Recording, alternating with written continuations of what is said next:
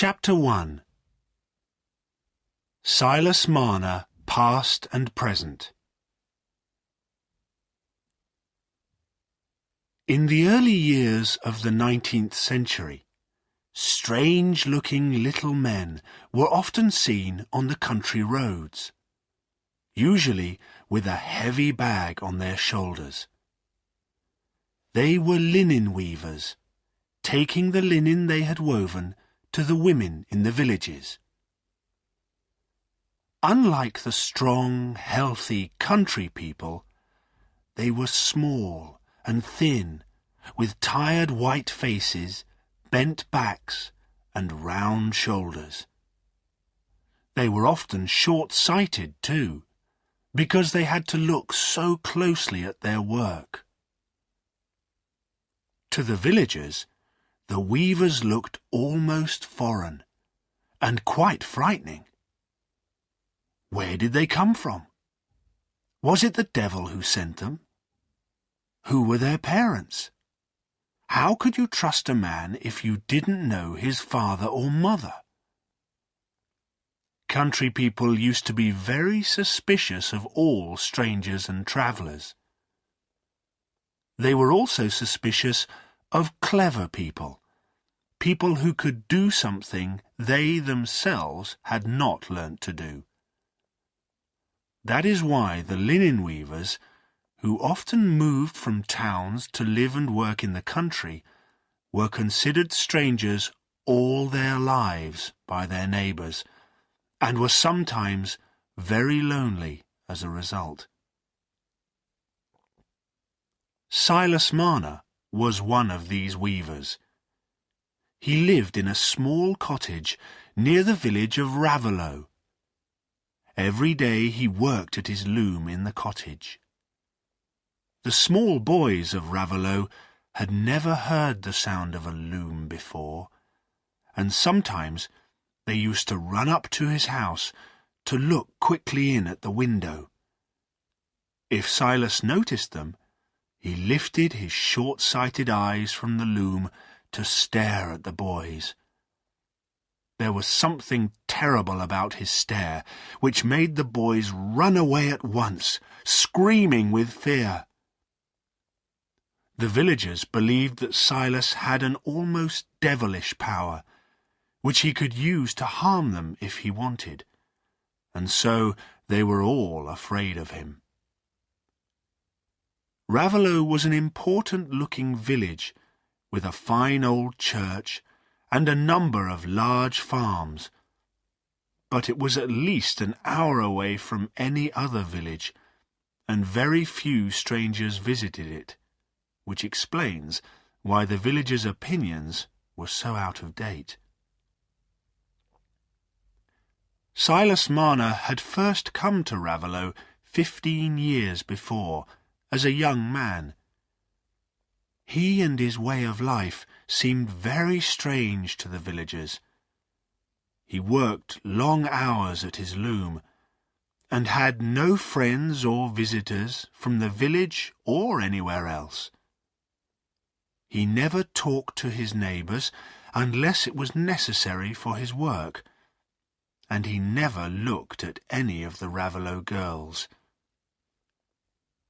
"Who would want to marry him anyway?" the girls laughed to each other.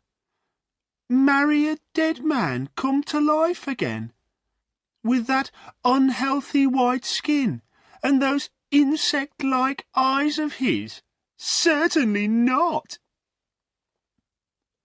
One of the villagers had had a strange experience with Silas.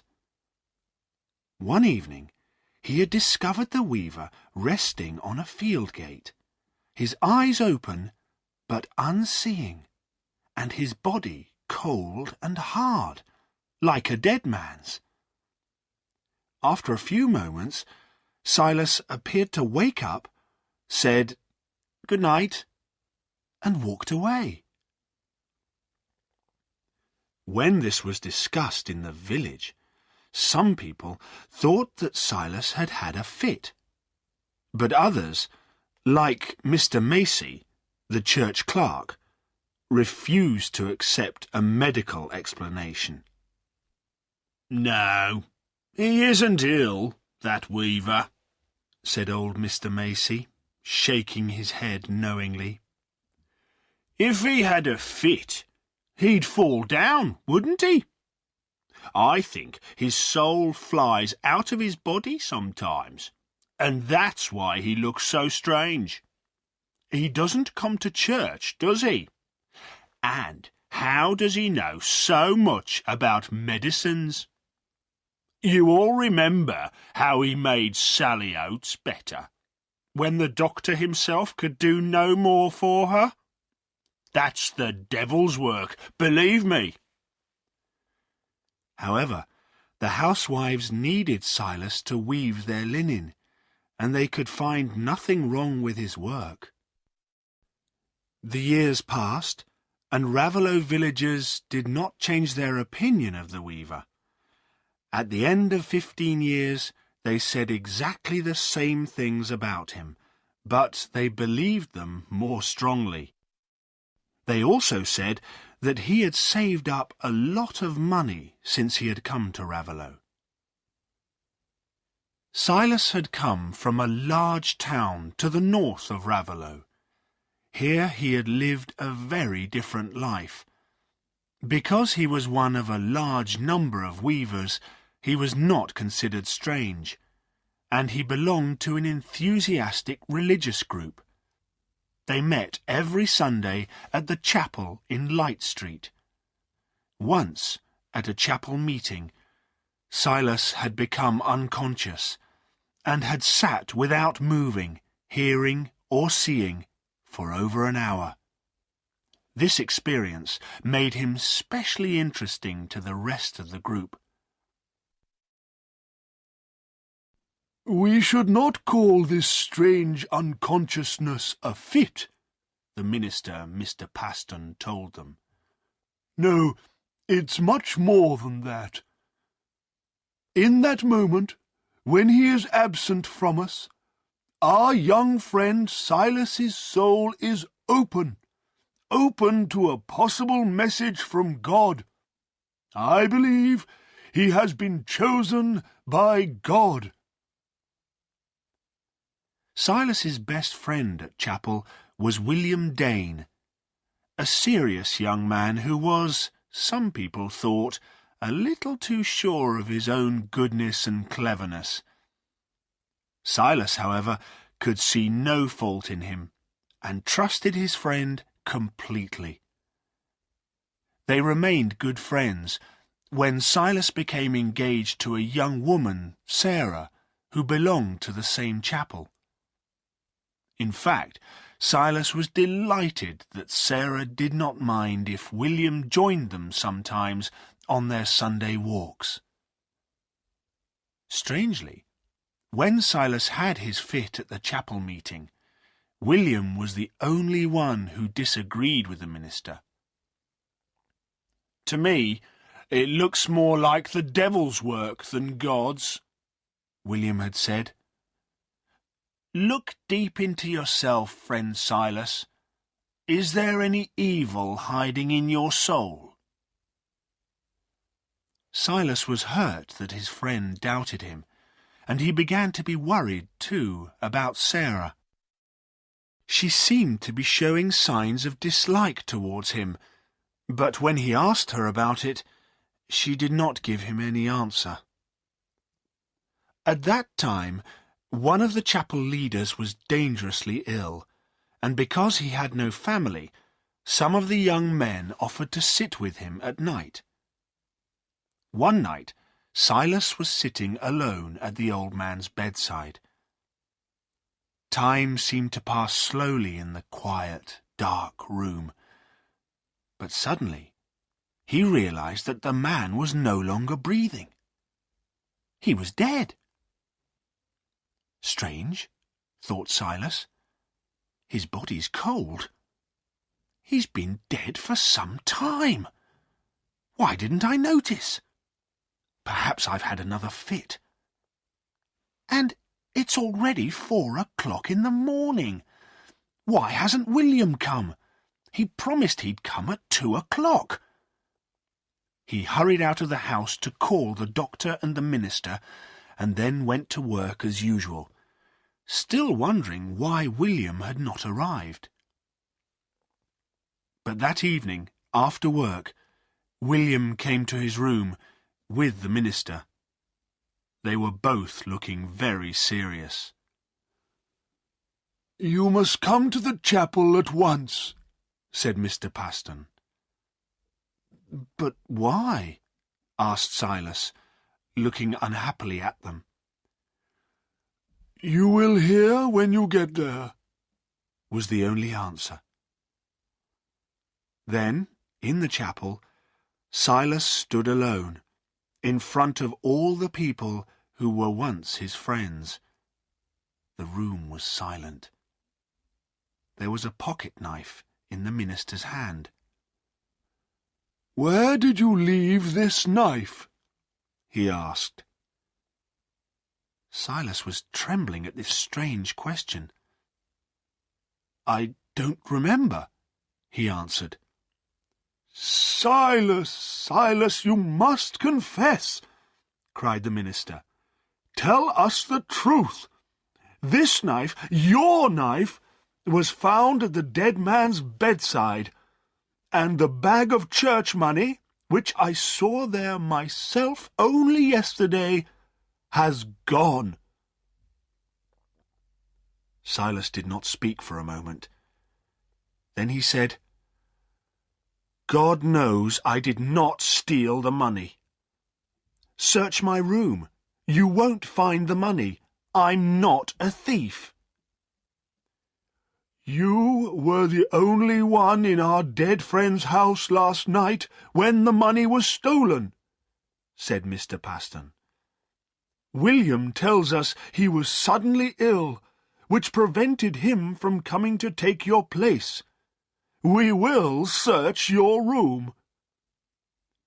And when they went to Silas's room, William found the missing bag, now empty, under Silas's bed. "Silas, my friend," cried William, "confess your crime to us now. Send the devil away from your soul." Silas turned to the man he had always trusted. "William, in the 9 years since we've been friends, have I ever told you a lie? But God will prove the truth." As he looked at William, he suddenly remembered something and reddened. He said in a trembling voice, "The knife wasn't in my pocket last night." "I don't know what you mean," replied William coldly. In the strange little world of the Light Street Chapel, they did not believe in the law or judges. They thought only God knew the answers. So they agreed to draw lots to decide what had happened. They all went down on their knees to ask for God's help in finding the truth. Silas knelt with them, sure that God would prove his honesty. There was silence as the minister took one of the papers out of the covered box. "The lots say that Silas Marner has stolen the money," he said. "You will leave the chapel, Silas Marner, and you will not be accepted back until you confess your crime." Silas listened in horror. At last he walked over to William Dane and said firmly, "I lent you my knife, you know that. You stole the money while I was having a fit, and you've blamed me for it. But perhaps you'll never be punished, since there is no God who takes care of the good and punishes the bad, only a God of lies." "You hear, my friends?" said William, smiling sadly. "This is the voice of the devil speaking." Silas went home. The next day he sat alone for the whole day, too miserable to do anything. On the second day, the minister came to tell him that Sarah had decided she could not marry him.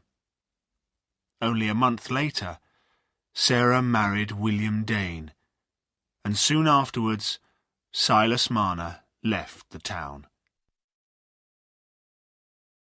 At Raveloe, Silas shut himself away in his cottage. He did not want to think about the disaster he had experienced. He could not understand why God had refused to help him. But now that his trust in God and his friends had been broken, he did not feel strong enough to build up that trust again in a new church and with new friends.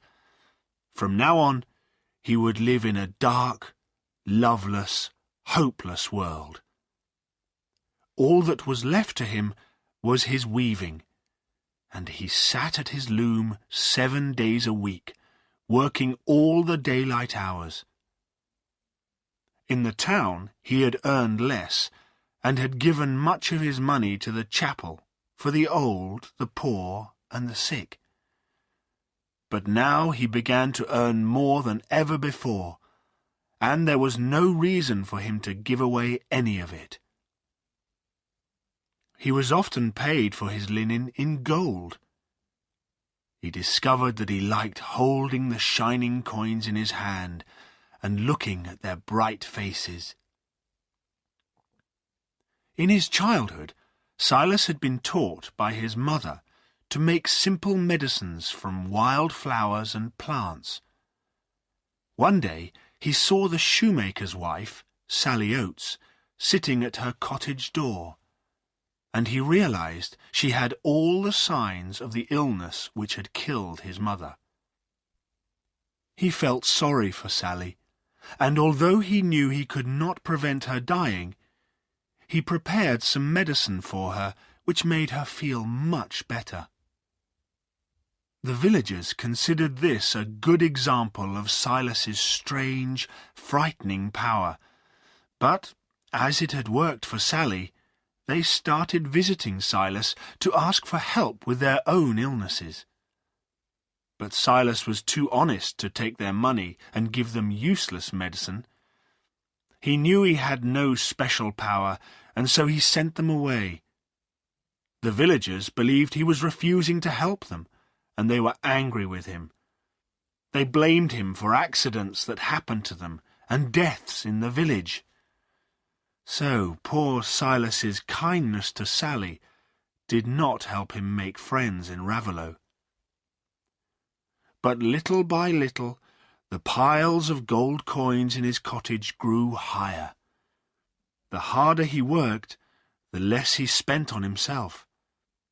He counted the coins into piles of 10, and wanted to see them grow into a square, and then into a larger square. He was delighted with every new coin, but it made him want another. His gold became a habit, a delight, a reason for living, almost a religion. He began to think the coins were his friends, who made the cottage less lonely for him. But it was only at night, when he had finished his work, that he spent time with them. He kept them in 2 bags under the floorboards near the loom. Like a thirsty man who needs a drink, he took them out every evening to look at them, feel them, and count them.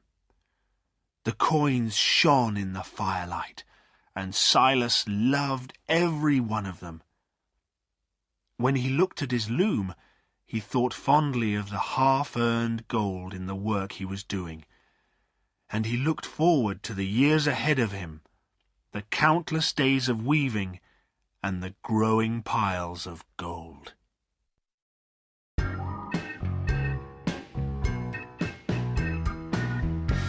Chapter 2.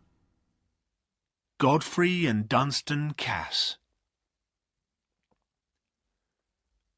The most important person in Raveloe was Squire Cass, a gentleman farmer who lived with his 3 sons in the handsome red house opposite the church, and owned a number of farms outside the village. His wife had died many years before. One dark November evening, 15 years after Silas Marner had first arrived in Raveloe, some of the villagers were drinking beer in the public house, the Rainbow. Old Mr. Macey, the church clerk, was remembering the squire's wife. "She was a wonderful lady," he said, shaking his grey head sadly. "Everything was always so pretty and clean at the Red House when she was alive. When she died, all those years ago, the poor squire, well, he didn't know what to do. And he's still lonely, believe me.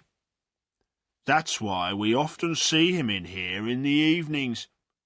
And another thing, if poor Mrs. Cass were alive today, I'm sure she'd be very disappointed with her sons. The squire should make those boys do some work, but instead he lets them stay at home and gives them money to spend on horses or gambling or women." "Come, Mr. Macey," said the landlord. "They're rich young gentlemen after all. You can't expect them to work on the farms like us country people. But you're right about Dunstan Cass. He's a bad one, he is. Always borrowing money and never paying it back. Always gambling, always in trouble. He'll come to a bad end, he will." "But the other 2 are different," said the butcher, a red-faced, smiling man. "Bob Cass is still only a boy, and Mr. Godfrey, the eldest, well, I don't believe he'll be like his brother Dunstan. Just look at him. He's got an open, honest face, and he's going to inherit the squire's money and all the land. And what's more, he's going to marry Miss Nancy Lammeter. When she moves into the Red House as Mrs. Godfrey Cass, she'll make life more comfortable for all the Casses. She'll save the squire money, too. The Lammeters have the best of everything in their house, but they're very careful with their money." The farrier, a small man with a sharp face, always enjoyed disagreeing with the butcher.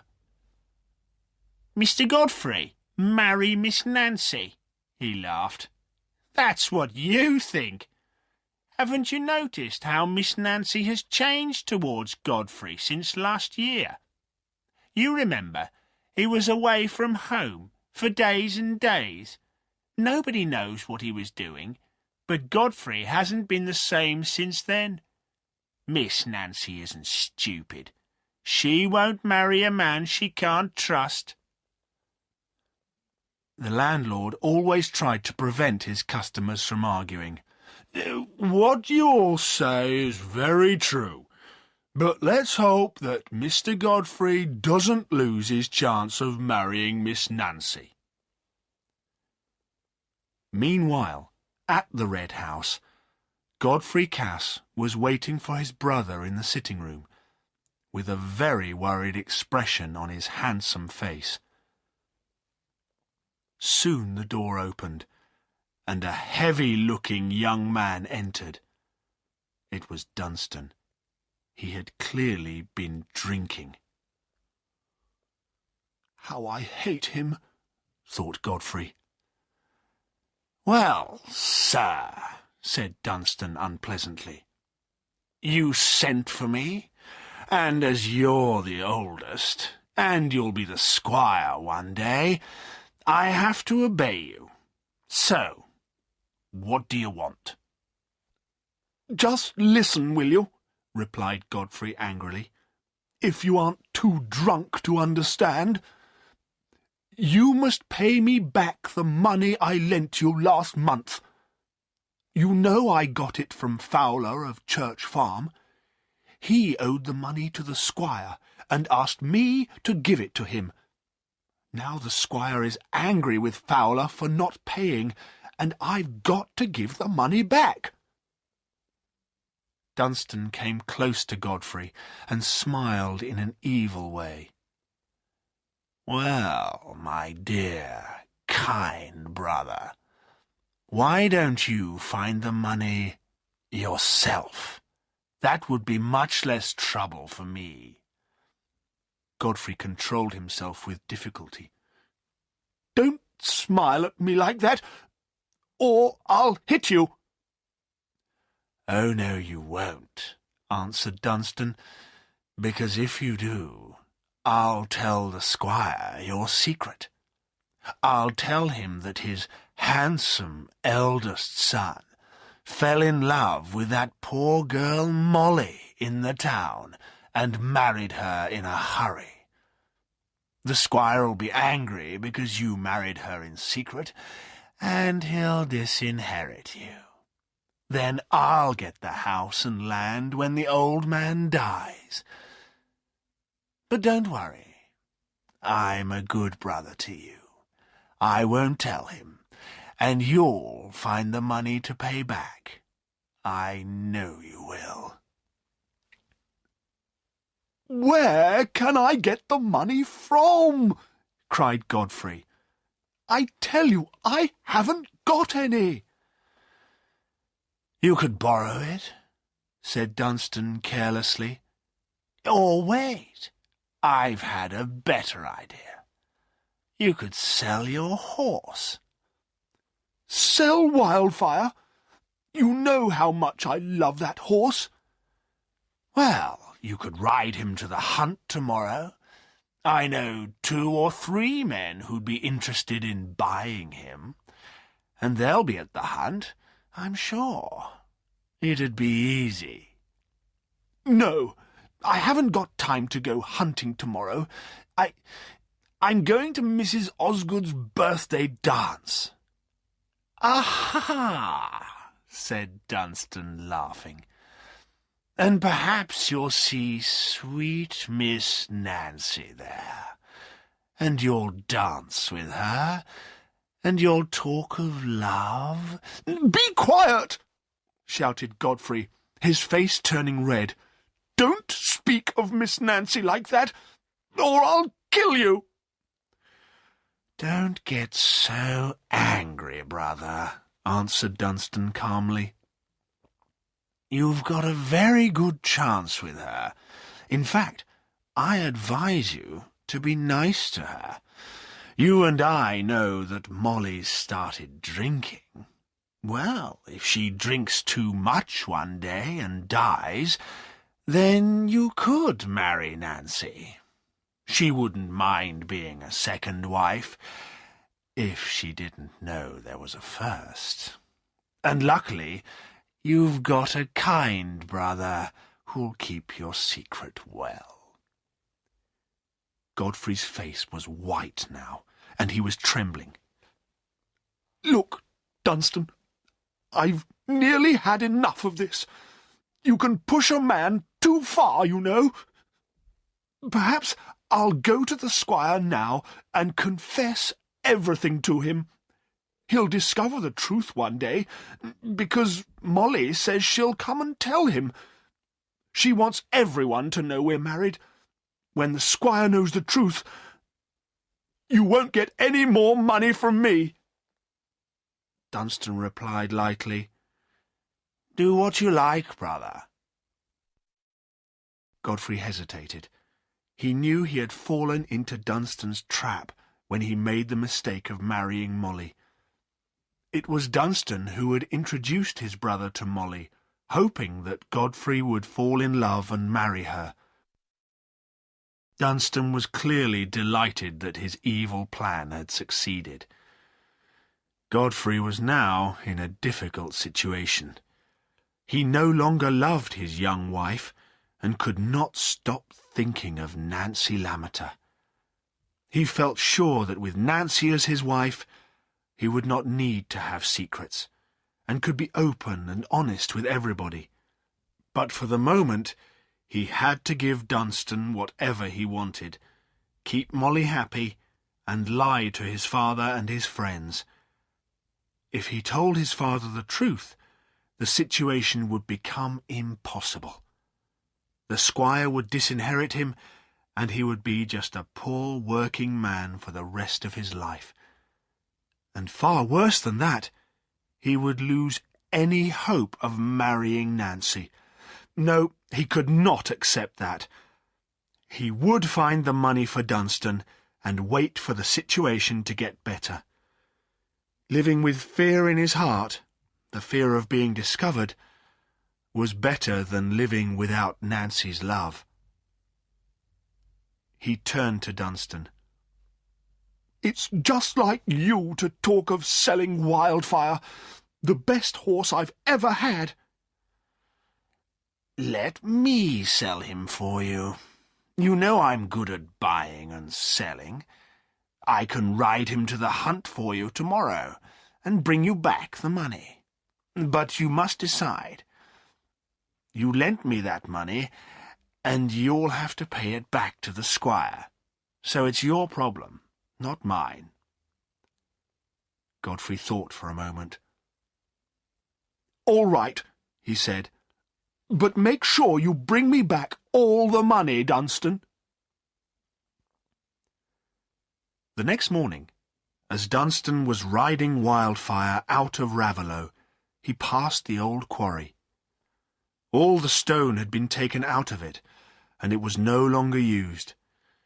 Now all that was left was a deep hole full of reddish water. Opposite the quarry was Silas Marner's cottage. Dunstan suddenly had an idea.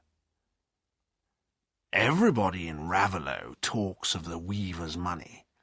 He must have a lot hidden away in that cottage. Why doesn't Godfrey borrow some money from him and pay him back when he becomes the squire? He wondered whether to go back to the Red House at once, to tell Godfrey about this wonderful idea of his. But he did not want to miss the hunt, so he decided to continue on his way. At the hunt, he met several friends and neighbours, and before the hunt started, he managed to sell Wildfire for a good price. The money would be paid when he brought the horse to the neighbour's house later that day. Dunstan knew it would be safer to take the horse there immediately, so that he could be sure of receiving the money. But he was confident that he could take care of Wildfire during the hunt, and so, after a glass or two of whisky, he joined the other riders in the fields. This time, however, he was not as lucky as usual, and horse and rider fell while jumping a gate. Dunstan got up, shaken but unhurt. But poor Wildfire's back was broken, and in a few moments he died. Dunstan looked around, and was glad to see that no other riders had noticed his accident. He did not want people to think he was a bad rider. He did not care much about Wildfire, because he thought he now had a much better plan to offer Godfrey. The worst thing was that he would have to walk home, something he was not at all used to doing. He drank some more whisky from the bottle he kept in his pocket, and started down the country road. He kept thinking about Silas's money. There would certainly be enough for his own needs as well as Godfrey's. Dunstan thought it would be easy to frighten the weaver a little, and then Silas would quickly agree to lend his money. It was 4 o'clock in the afternoon, and the whole countryside was covered by a thick mist. Dunstan did not see anyone on his way back to Raveloe. He knew he was getting close to the old quarry, although he could not see the road in front of him. At last he saw light coming from the weaver's cottage, and he decided to knock at the door. "Why not ask the old man for the money now?" he thought. But when he knocked loudly, there was no reply, and when he pushed the door, it opened. Dunstan found himself in front of a bright fire, which showed every corner of the small living room. Silas Marner was not there. Dunstan was tired and cold, so he went quickly to sit by the warm fire. As he sat down, he noticed a small piece of meat cooking over the fire. It was hanging from a large door key. "So, the old man's cooking meat for his supper, is he?" thought Dunstan. "But where is he?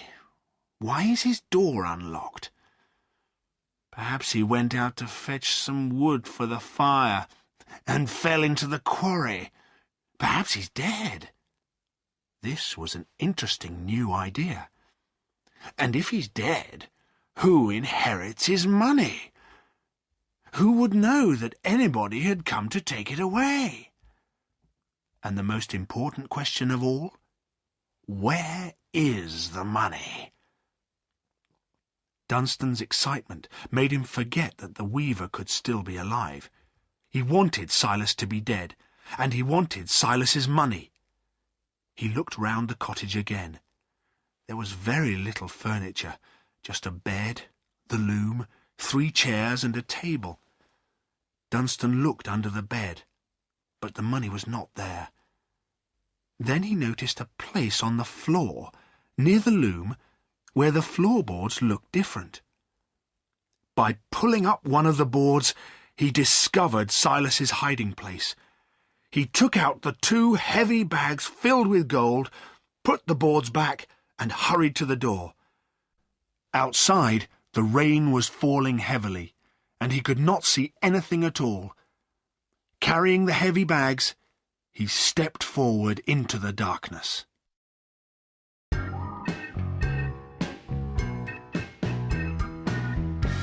Chapter 3.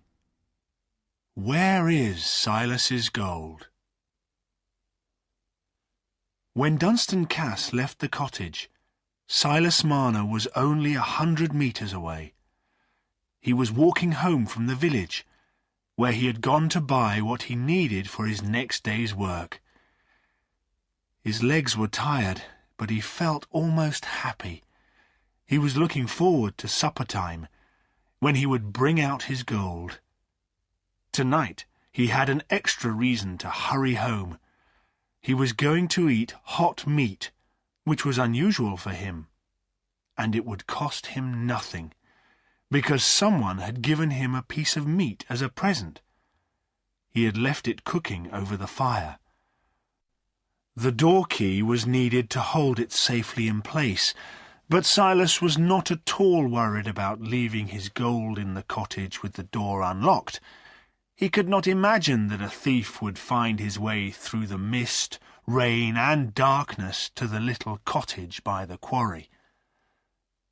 When he reached his cottage and opened the door, he did not notice that anything was different. He threw off his wet coat and pushed the meat closer to the fire. As soon as he was warm again, he began to think about his gold. It seemed a long time to wait until after supper, when he usually brought out the coins to look at. So he decided to bring out his gold immediately, while the meat was still cooking. But when he took up the floorboards near the loom and saw the empty hole, he did not understand at once. His heart beat violently as his trembling hands felt all around the hole. There was nothing there. He put his hands to his head and tried to think. Had he put his gold in a different place and forgotten about it? He searched every corner of his small cottage until he could not pretend to himself any more. He had to accept the truth. His gold had been stolen. He gave a wild, desperate scream and stood still for a moment, Then he turned towards his loom and almost fell into the seat where he always worked. He touched the loom to make sure it too had not been stolen. Now he was beginning to think more clearly. A thief has been here. If I can find him, he'll have to give back my gold. But I was only away for a short time, and there's no sign of anyone entering the cottage. He wondered whether it was really a thief who had taken his money, or whether it was the same cruel God who had already destroyed his happiness once. But Silas preferred to suspect a thief who would perhaps return the money. He began to think it must be Jem Rodney, a local poacher, who had known about Silas's money and who sometimes visited the cottage. Silas felt stronger now that he thought he knew the thief. "I must go and tell the squire and the police," he said to himself. "They'll make Jem give me back the money." So he hurried out in the rain without a coat and ran towards the Rainbow. He thought he would find the most important people in Raveloe at the public house, but in fact most of them were at Mrs. Osgood's birthday dance. There were, however, 5 villagers at the Rainbow, enjoying an interesting conversation about ghosts while drinking their beer. "I tell you, people have seen ghosts," the butcher said. "And I'll tell you where too. Behind the church." "That's right," agreed old Mr. Macy. "You young ones aren't old enough to remember, but people have seen ghosts near the church since I was a boy. Oh, yes, it's true." The farrier laughed scornfully. "Ghosts? People imagine they see things on a dark night. You can't make me believe in ghosts. It's a question of fact. There are no ghosts." Now, began the landlord, who always tried to keep the peace. "In some ways you're all wrong, and in some ways you're all right. That's my opinion. There are ghosts, and there aren't. Well, that's what people say. And—" Just then, Silas's white face appeared suddenly in the doorway. He had run all the way from his cottage, so he could not speak for a moment. He stared silently at the men with his strange, staring eyes, looking exactly like a ghost. For a few minutes nobody said anything, while Silas tried to control his breathing. Then the landlord spoke. "What do you want, Master Marner? Come, tell us." "Robbed!" cried Silas, suddenly able to speak. "I've been robbed! I want the police and the squire." He waved his arms wildly as he spoke. "Hold him, Jem," said the landlord to the poacher, who was sitting near the door. "I think he's gone mad." But Jem moved quickly away. "Not me," he replied. "I don't want anything to do with the ghost." "Jem Rodney!" cried Silas, turning and staring at the man he suspected. "Yes, Master Marner?" answered Jem, trembling a little. "If it was you who stole my money," said Silas, going close to Jem, "just give it back to me, and I won't tell the police. Please, just give it back." "Stole your money?"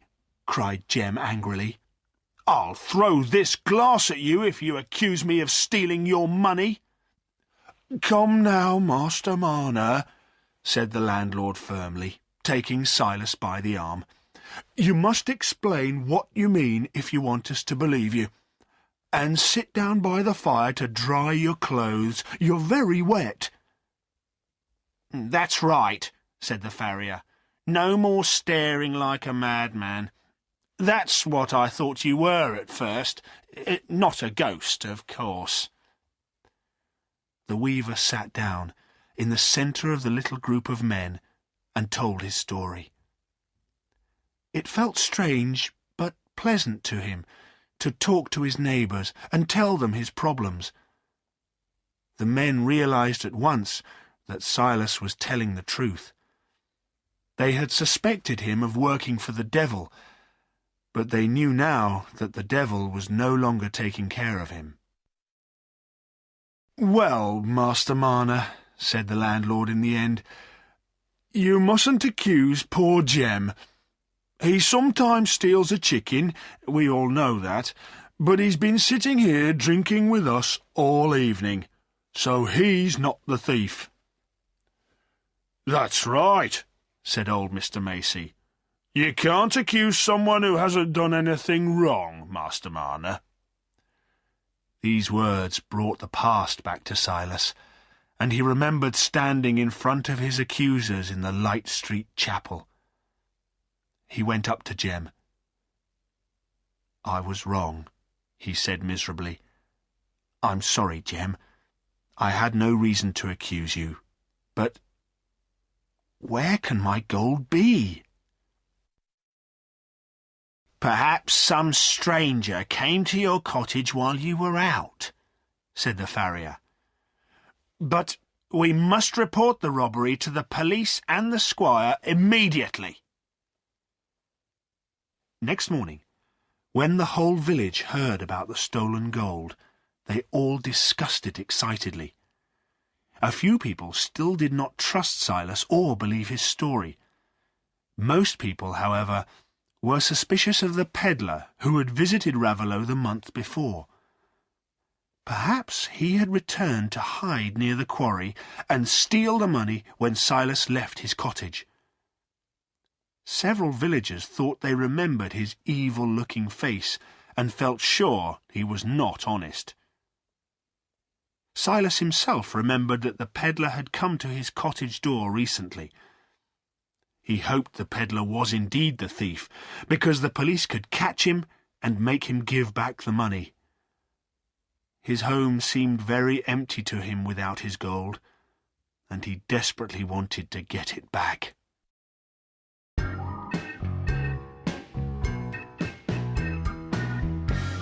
Chapter 4. Godfrey is in trouble. Godfrey was not very surprised to find that Dunstan had not come home after his day's hunting. Perhaps he was staying the night at a public house.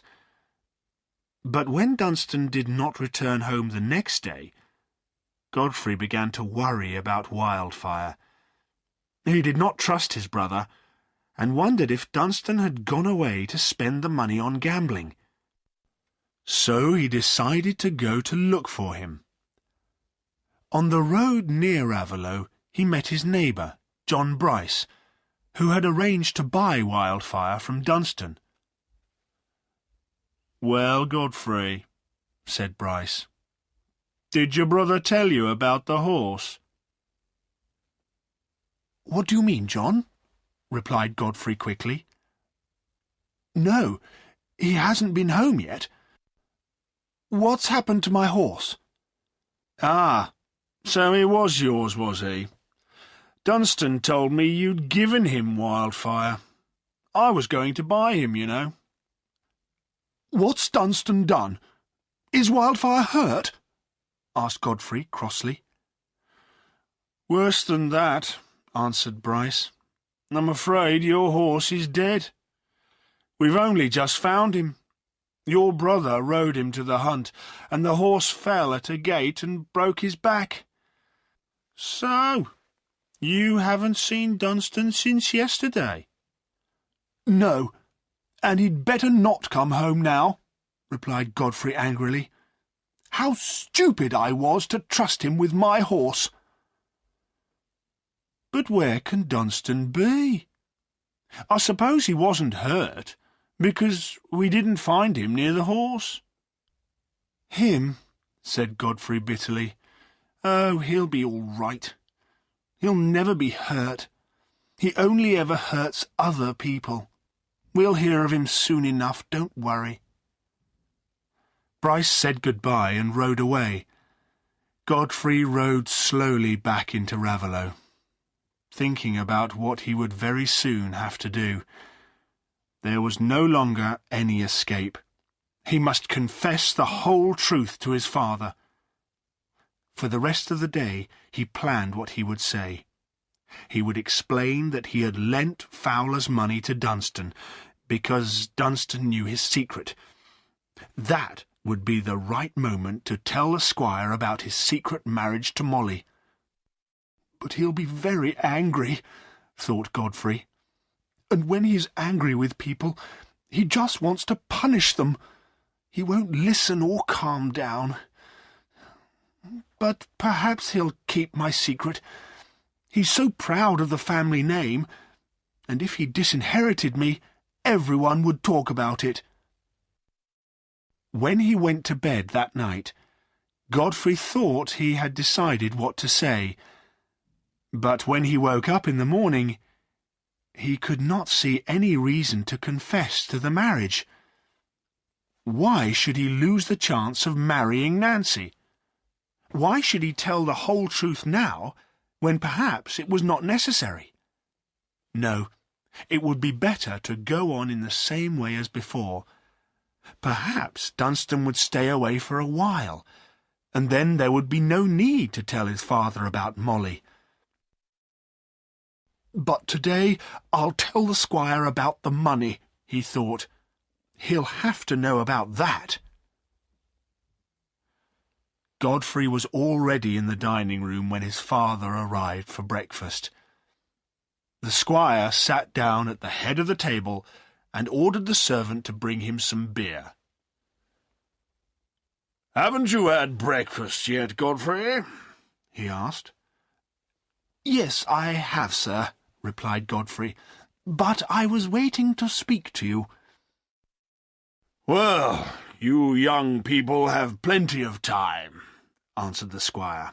"We older ones have to do all the work." Godfrey looked straight at his father.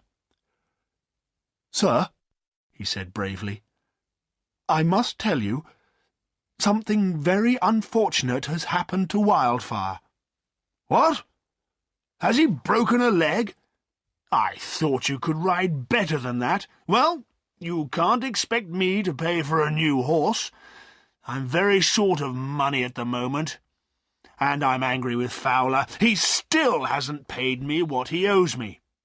If he doesn't pay today, he'll go to prison." The squire's face was red, and he banged angrily on the table as he spoke. "It's worse than breaking a leg," continued Godfrey miserably. "Wildfire's dead, but I don't want you to buy me another horse. I just feel sorry I can't pay you. You see, sir, the truth is, I'm very sorry. Fowler did pay the money. He gave it to me, and I was stupid enough to let Dunstan have it. And he was going to sell Wildfire, and then I was going to repay you the money." The squire's face was purple now, and for a moment he could not speak.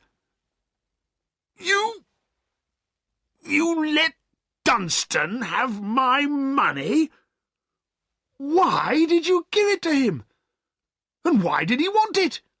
Where's Dunstan now? He'll answer my questions, or leave this house. Go and fetch him at once." "Dunstan hasn't come home, sir.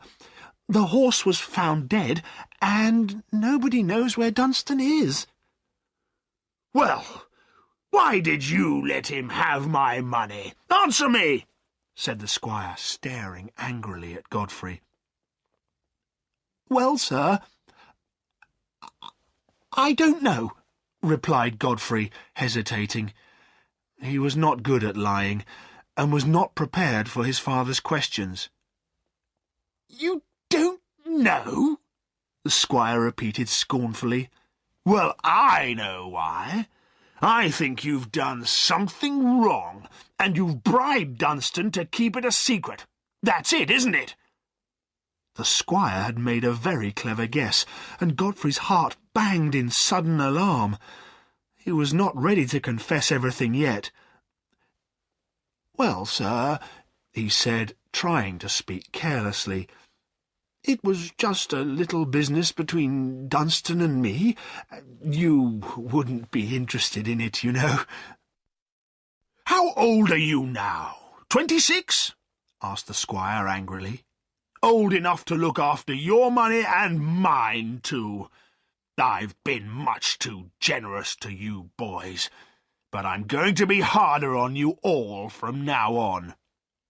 You've got a weak character, Godfrey, like your poor mother.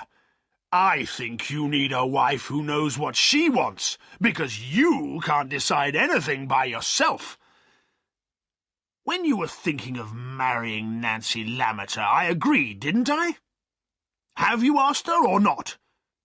She hasn't refused to marry you, has she?" "No, I haven't asked her," said Godfrey, feeling very hot and uncomfortable. "But I don't think she'll accept me." "Don't be stupid, Godfrey," said the squire with a scornful laugh. "Any woman would want to marry into our family. Do you want to marry her?" "There's no other woman I want to marry," said Godfrey, avoiding his father's eyes. "Well, then, let me speak to her father for you, since you aren't brave enough to do it yourself. She's a pretty girl, and intelligent." "No, sir. Please don't say anything at the moment," said Godfrey quickly. "I must ask her myself." "Well, ask her then. When you marry her, you'll have to forget about horses and so on. It'll be good for you to do some serious work. You should get married soon." "Please don't try to hurry things, sir," begged Godfrey. "I'll do what I like," said the squire firmly. "And if you don't do what I want, I'll disinherit you, and you can leave the house. Now, if you know where Dunstan's hiding, I expect you do, tell him he needn't come home. He'll pay for his own food from now on." "I don't know where he is, sir. Anyway, it's you who should tell him to leave home." "Don't argue with me, Godfrey," said the squire, turning back to his breakfast. "Just go and tell the servants to get my horse ready." Godfrey left the room. He was relieved that his father had not discovered the whole truth. However, he was a little worried that the squire would try to arrange his marriage with Nancy. While he was married to Molly, he could not marry Nancy, although it was his dearest wish. But as usual, he was waiting and hoping for some unexpected change in his situation, which would save him from any unpleasantness.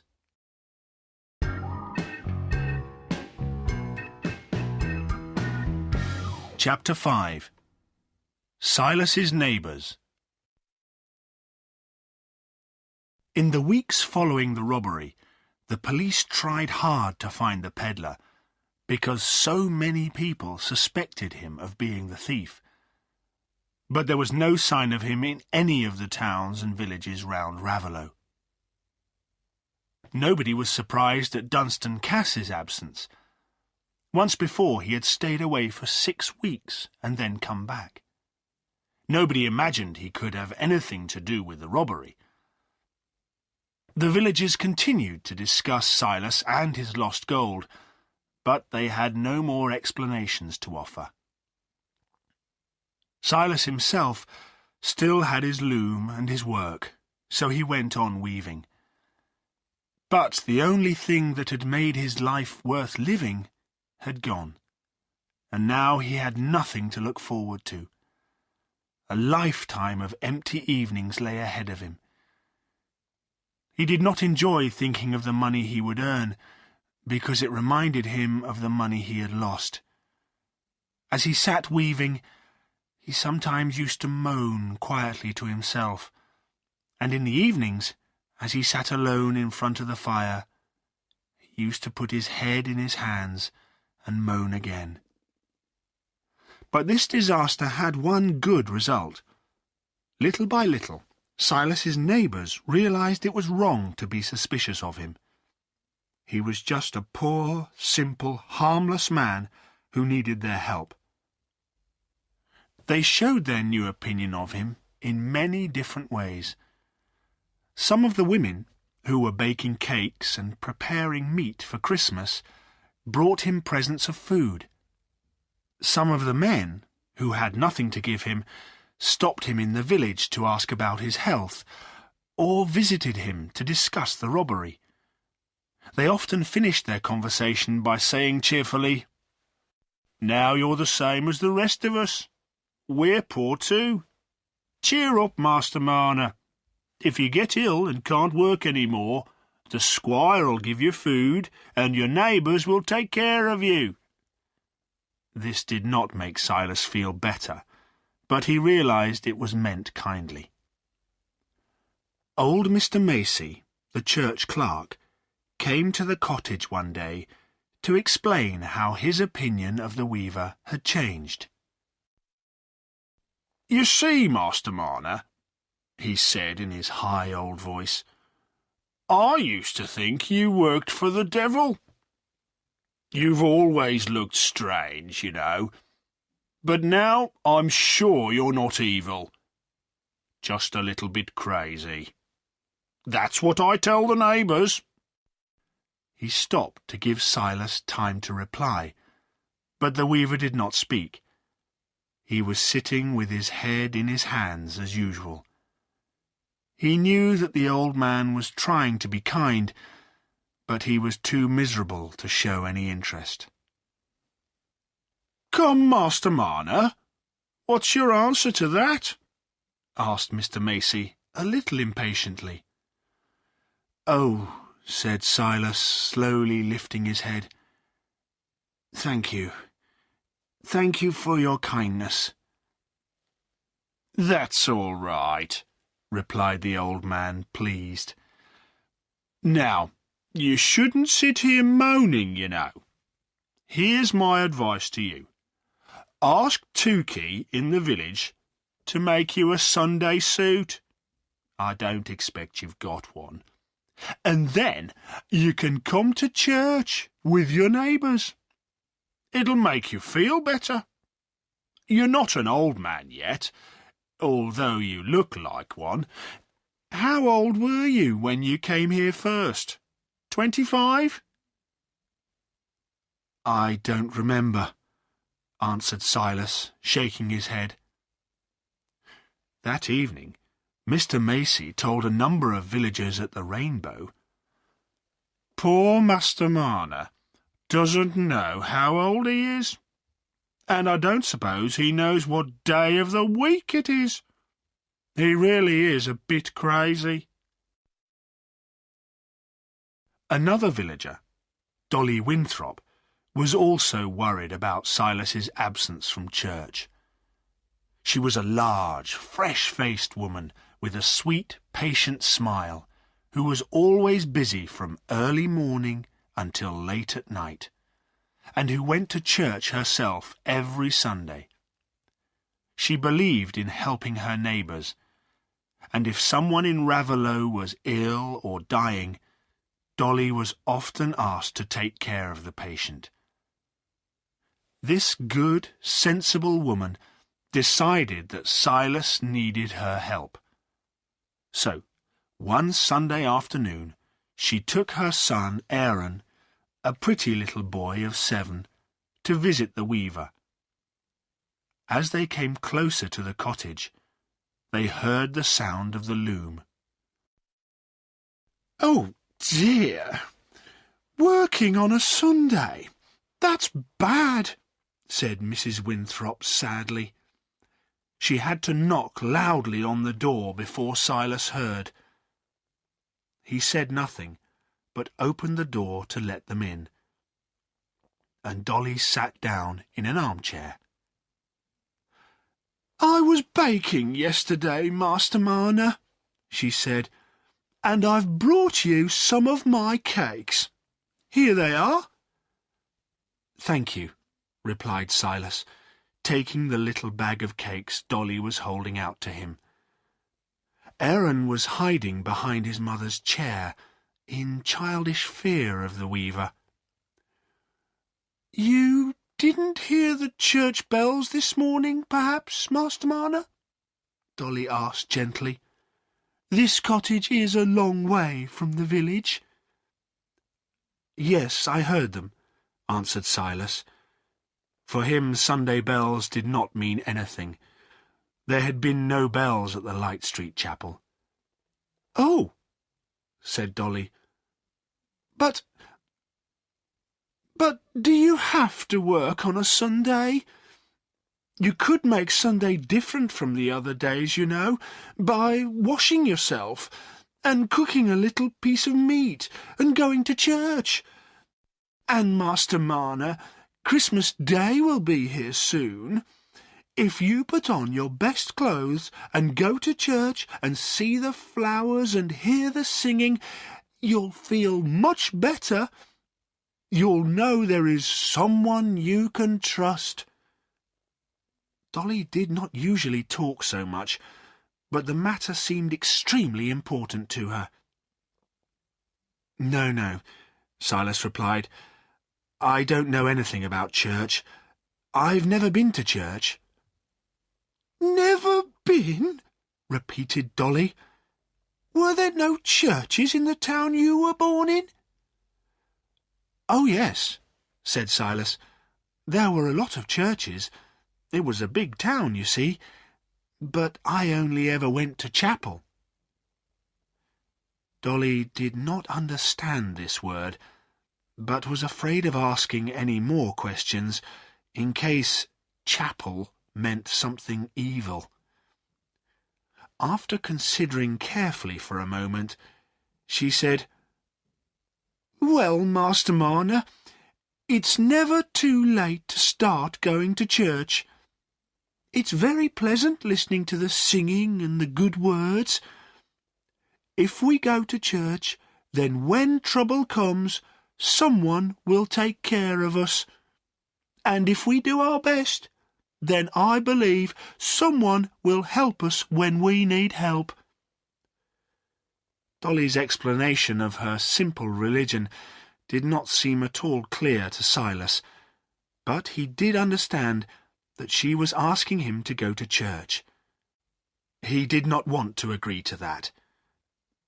Just then, young Aaron came out from behind his mother's chair, and Silas offered him one of Dolly's cakes. "Oh, Aaron," said his mother, "you're always eating. No, don't give him any more, Master Marner. But he can sing a song for you. I'm sure you'll like it. It's a beautiful Christmas carol. Come, Aaron, let's hear it." Little Aaron stood up straight and sang his carol in a clear, sweet voice. Dolly listened with delight, hoping that the carol would help to persuade Silas to come to church. "You see, Master Marner," she said when Aaron had finished, "that's Christmas music. The Christmas Day service is wonderful, with all the voices and the music. I hope you'll be there with us. And remember, if you feel ill, I'll be happy to come and cook or clean for you. But I beg you, please stop weaving on Sundays. It's bad for soul and body, I'm sure. We must go now. Goodbye, Master Marner." "Thank you, and goodbye," said Silas, as he opened the door for them. He could not help feeling relieved when she had gone. Now he could weave and moan as much as he liked. Mr. Macey and Dolly had tried hard to persuade Silas to go to church, but in the end he spent Christmas Day alone in his cottage, looking out at the cold grey sky. In the evening, Snow began to fall, and he felt more distant and separate from his neighbours than ever. He sat in his robbed home, moaning miserably to himself, not noticing that his fire was no longer burning and that he was getting cold. But in Raveloe, the church bells were ringing, and the church was fuller than all through the rest of the year. It was a special day for everybody, and after the service they all hurried home in the biting cold to eat and drink with their families. At the Red House, nobody spoke of Dunstan's absence. The village doctor, Dr. Kimball, and his wife were guests there for Christmas lunch, and the day passed happily. The servants, however, were already preparing for the New Year's Eve dance, which Squire Cass gave every year. It was the best party of the year, and guests used to come from miles around. Godfrey was looking forward to this year's party more than usual, but he was still worried. "What if Dunstan returns?" he thought. "He'll tell the squire about my secret marriage, and Molly's asking for more money. I'll have to sell something for cash. But on New Year's Eve, I can forget everything for an evening and sit with Nancy and look into her eyes and dance with her."